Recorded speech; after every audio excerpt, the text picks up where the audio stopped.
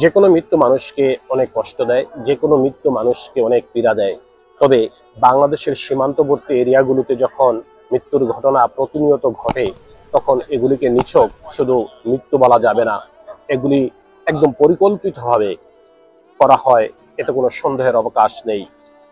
5ই August ছাত্র জনতার ঐতিহাসিক বিপ্লবের মাধ্যমে যে নতুন সরকার গঠিত হয়েছে এবং ছাত্র জনতার ঐতিহাসিক আন্দোলনের মুখে ভারতে পলায়নরত বাংলাদেশের সাবেক প্রধানমন্ত্রী শেখ হাসিনা যখন অবস্থান করছেন, এতে কোনো সন্দেহ নেই যে বাংলাদেশ এবং ভারতের সম্পর্ক এখন তলানিতে। সেই সুযোগটিকে কাজে লাগিয়ে ভারতীয় বাহিনী অর্থাৎ ভারতীয় বিএসএফ সীমান্তবর্তী এরিয়াতে এখন বাংলাদেশের সাধারণ মানুষকে গুলি করে হত্যা করছে।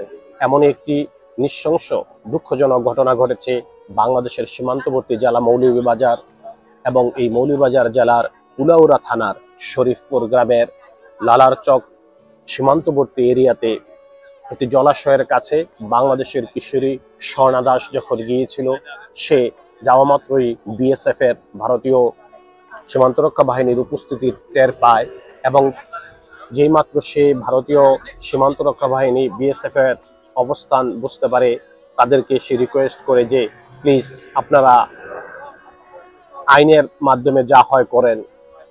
কিন্তু সেদিন 13 বছর বয়সী এই স্বর্ণা দাসের কথা কর্ণপাত করেনি বিএসএফ বাহিনী।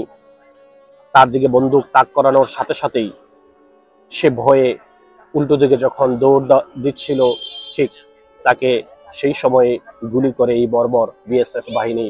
13 বছরের কিশোরীকে পিছন থেকে গুলি করে, এমন ভাবে গুলি করে যে গুলিটি সামনের দিক থেকে তার ডান পাশ দিয়ে বের হয়ে যায়। এই খবর শোনার পর তার মা যখন এসে মেয়ের লাশটি ধরে টানছিল হাত ধরে, তখন কিছু দূর যাওয়ার পর মেয়েটা বলছিল, মা আমি বাঁচবো না, আমি বুঝে গেছি, তুমি নিরাপদ স্থানে চলে যাও, নইলে তারাও তোমাকে মেরে ফেলবে। একজন মা সেদিন নিশ্চিত মৃত্যুর কথা ভেবে তার মেয়েটাকে ফেলে সে চলে আসে। ভাবা যায় আমরা স্বাধীন দেশের একজন মানুষ, আমার সীমান্তে এসে বিএসএফ এভাবে গুলি করে মানুষ হত্যা করে চলে যাবে। এইভাবে একজন 13 বছরের শিশুকে হত্যা করতেও বিএসএফ এর বুক কাঁপেনি। বাংলাদেশ গভর্নমেন্টের পক্ষ থেকে গতকাল বৃহস্পতিবার ভারতীয় দূতাবাসে তীব্র নিন্দা জ্ঞাপন করা হয়েছে এবং অফিসিয়ালি লেটার দেওয়া হয়েছে এবং এর যথাযথ কারণ নিরূপণ করে এর সদুত্তর জানতে চেয়েছেন। আমরা আগামী দিনে বাংলাদেশের মাননীয় প্রধান উপদেষ্টা ডক্টর মোহাম্মদ ইউনূসের কাছে বিনীত অনুরোধ করব, সীমান্তবর্তী এরিয়াগুলোতে এখন থেকে বাংলাদেশের সীমান্ত রক্ষা বাহিনীকে আরো বেশি ডেপ্লয়েড করতে হবে এবং চোখে চোখ রেখে তাদের সাথে কথা বলতে হবে।